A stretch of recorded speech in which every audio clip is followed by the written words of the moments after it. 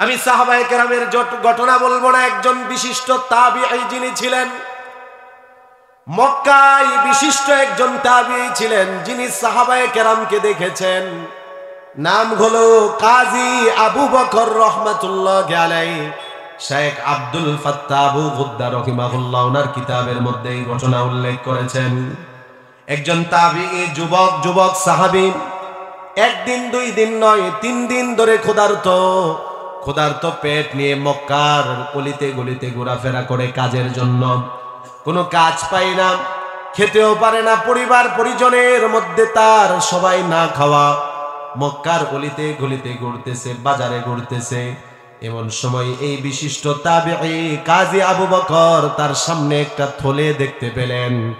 থলে উঠানোর পরে থলের ভিতর কোটি টাকা দামের একটা হার দেখতে পেলেন। কাজী আবু বকর, যিনি 3 দিন ধরে ক্ষুধার্ত, একটা স্বর্ণের হার দেখতে পেলেন, কোটি টাকার মূল্যের এই স্বর্ণের হার।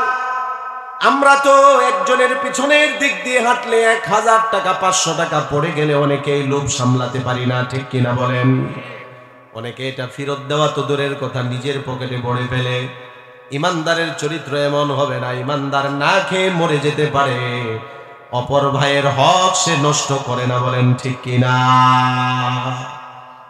ইমানদারের চরিত্র এমন হবে না। ইমানদার না খেয়ে মরে যাবে, জনগণের সম্পদ আত্মসাৎ করবে না।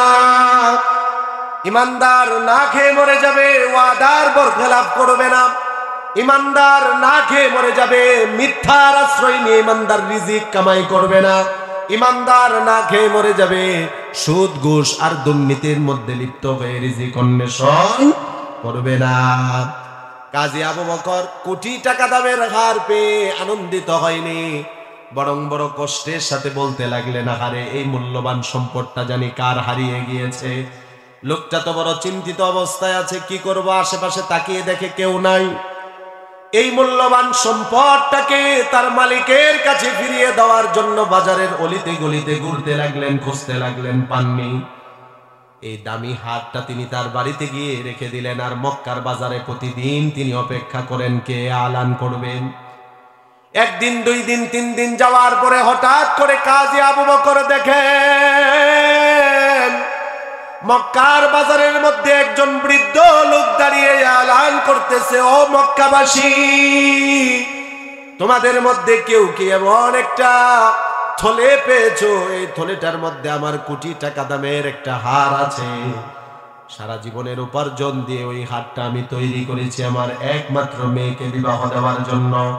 আল্লাহর কোনো বান্দা যদি পেয়ে থাকো, হারটা আমাকে ফিরিয়ে দিলে তাকে আমি নৈরাশ করব না, 500 স্বর্ণ মুদ্রা পুরস্কার হিসাবে তাকে দিয়ে দিব। ওই লোকে ঘোষণা করার পরে কাজী আবু বকর বুঝতে পারলেন ওই দামি হার এই লোকটারই। তিনি এবার ওই মুরব্বী লোকের হাত ধরে বাড়িতে নিয়ে গেলেন। বাড়িতে নেওয়ার পরে ওই থলের বিবরণ চাইলেন। থলের বিবরণ দেওয়ার পরে কাজী আবু বকর থলেটা মুরব্বীর হাতে দিয়ে দিলেন, আর বললেন, চাচা, এই যে আপনার থলে, আর দেখেন ভিতরে আপনার হার, কোটি টাকা দামের হার, ঠিক আছে কিনা? এবার ওই মুরব্বী তার মূল্যবান সম্পদ পেয়ে বড়ই আনন্দিত, বড়ই খুশি। কাজী আবু বকরকে তার পুরস্কারের 500 স্বর্ণ মুদ্রা দেওয়ার জন্য তিনি রেডি করলেন। কাজী আবু বকর রাহমাতুল্লাহি আলাইহি যুবক, আল্লাহর ভয় অন্তরে এই পরিমাণ ছিল, আমানতদারিতার গুণ তার অন্তরে এই পরিমাণ ছিল। যুবক বলে, না না, এই যে আপনার সম্পদ আপনার কাছে ফিরিয়ে দিয়েছে, এটা একটা আমানতদারিতা। আমি আপনার সম্পদ আপনার কাছে ফিরিয়ে দিয়েছি, এই আমানতদারিতা যে হেফাজত করেছে, এটার পুরস্কার আমার আল্লাহ পরকালে দিবে। দুনিয়াতে যদি 500 দিরহাম পুরস্কার নিয়ে নেই, আখিরাতে নাও পেতে পারি। অতএব আখিরাতের পুরস্কারের জন্য 500 দিরহাম ছেড়ে দিলাম। আল্লাহু আকবার বলেন।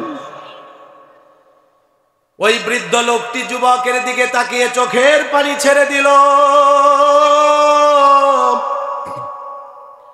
আর যুবককে বুকের মধ্যে জড়িয়ে নিল, আর বলতে লাগলো, যুবক, বর্তমানে এমন চরিত্রের যুবক জমিনে পাওয়া খুব কঠিন। লোকটা চলে গেল। কাজী আবু বকর রাহমাতুল্লাহি আলাইহি কিন্তু 3 দিনের ক্ষুধার্ত ব্যক্তি ছিলেন। কিছুদিন পরে ব্যবসার উদ্দেশ্যে অন্য মানুষের সাথে কাজী আবু বকর রাহমাতুল্লাহি আলাইহি সামুদ্রিক সফরের মধ্যে বের হয়ে পড়লেন। সমুদ্রের উত্তাল ঢেউয়ের কারণে লঞ্চ ডুবে গেল, মানুষগুলো কেউ কেউ মারা গেল, কেউ কেউ তীরের মধ্যে বেহুশ অবস্থায় পড়ে রইল। কাজী আবু বকর রহমাতুল্লাহি আলাইহি বাসতে বাসতে একটা তীরের মধ্যে আসলেন। তিনার হুঁশ ফিরে আসার পরে তিনি দূরে একটা মসজিদ দেখতে পেলেন। ওযু করে মসজিদে গিয়ে নামাজ আদায় করে আল্লাহর শুকরিয়া আদায় করতে লাগলেন। নামাজ শেষ করে কাজী আবু বকর রহমাতুল্লাহি আলাইহি সুললিত কণ্ঠে বসে বসে আল্লাহর কোরআন তেলাওয়াত করেন। এলাকার মানুষ যোহরের নামাজ আদায়ের জন্য মসজিদে ঢুকেছে। যুবকের কণ্ঠের সুন্দর তেলাওয়াত শুনে তারা মুগ্ধ হয়েছে। আর যুবককে বলে, ও যুবক, কে আপনি? এত সুন্দর সুললিত কণ্ঠের তেলাওয়াত আপনার। আমাদের মসজিদের ইমাম সাহেব কয়েকদিন আগে মারা গিয়েছে, ইমাম সাহেব নেই, আপনি আমাদের আজ থেকে ইমামতি করবেন, আপনি রাজি আছেন কিনা? রিজিকের ব্যবস্থা কে করে দিয়েছে? আমানতদারিতা হেফাজত করেছে, তার রিজিকের উত্তম ব্যবস্থা আল্লাহ করে দিয়েছে। এবার তিনি ভাবলেন, যেহেতু মক্কায় আমার কোনো কাজকর্ম নেই, এখানে যেহেতু ইমামেরও দরকার, তো দিনের খেদমত করি না। কাজী আবু বকর রহমাতুল্লাহি আলাইহি মসজিদে থেকে ইমামতি করতে লাগলেন। কিছুদিন যাওয়ার পরে মুসল্লিরা সবাই মিলে পরামর্শ করলো, ইমাম সাহেব চারিত্রিক দিক দিয়ে বড়ই ভালো, এই যুবককে আমাদের পার্মানেন্ট ইমাম হিসাবে রেখে দিতে হবে। তাহলে কি করা লাগবে? কয় কাজ করা লাগবে। ইমাম সাহেব তো যেহেতু বিবাহ করেনি, এলাকায় একটা ভালো মেয়ে দেখে বিবাহ করিয়ে দিব। এবার মুসল্লিরা এসে ইমাম সাহেবকে প্রস্তাব দিল, ইমাম সাহেব, আপনাকে আমাদের বড় ভালো লেগেছে, আপনার যদি আমাদেরকে ভালো লেগে থাকে তাহলে আজ থেকে আপনি আমাদের পার্মানেন্ট ইমাম, এবং আমরা চাচ্ছি এই এলাকায় আপনি একটা বিবাহ করেন। ইমাম সাহেব বললেন, এটা তো বললেই হবে না, বিবাহর জন্য তো মেয়ে লাগবে, মেয়েকে। মুসল্লিরা সবাই সিদ্ধান্ত নিল, আপনার আগে যিনি ইমামতি করেছেন বড়ই দিনদার ছিলেন, মুত্তাকি পরহেজগার ছিলেন, আল্লাহর একজন ওলি ছিলেন। ওনার ইন্তেকাল হয়েছে, ওনার একমাত্র একটা কন্যা আছে, বড়ই সুন্দরী, আমরা শুনতে পেয়েছি, দিনদার মেয়ে।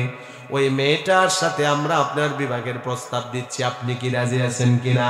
ইমাম সাহেব বুঝলেন একজন আলেমের মেয়ে, দিনদার পরহেজগার, তাহলে রাজি হব না কেন? তিনি রাজি হয়ে গেলেন।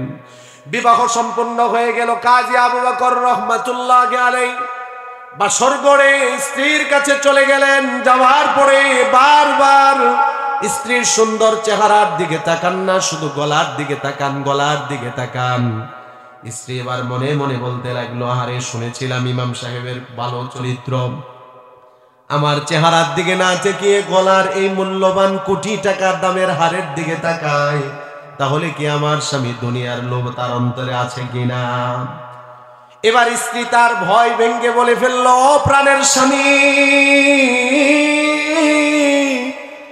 আপনি কি এই এই যে গলার হার, এটাকে আপনার পছন্দ হয়েছে?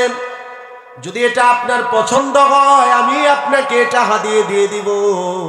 তাছাড়া এখন থেকে আমি আপনার, আমার সব কিছুই তো আপনার। এবার কাজী আবু বকর রহমাতুল্লাহি আলাইহি বলেন, না আমার প্রাণের স্ত্রী, এই হারের দিকে তাকিয়ে আছে, এর একটা ঘটনা আমার মনে পড়ে গেছে। এই রকম একটা হার মক্কার মধ্যে পেয়েছিলাম, 3 দিন আমি ক্ষুধার্ত ছিলাম। একজন মুরব্বীকে আমি কয়েকদিন পরে হারটা ফিরিয়ে দিয়েছিলাম। মুরব্বী বড় খুশি হয়ে আমার জন্য অনেক দোয়া দিয়েছিল। এবার মেয়েটা তার চোখের পানি ছেড়ে দিয়ে বলতেছে, ও তাহলে আপনি সে যার কথা বলে বলে আমার বাবা মাঝে মধ্যে কান্না করতো আর চোখের পানি জড়াতো, আপনার কথা বলে বলে আমার বাবা আমার সামনে কান্না করতো, মারে বয়স হয়ে গিয়েছে, আমি ছাড়া পৃথিবীতে তোর কেউ নেই।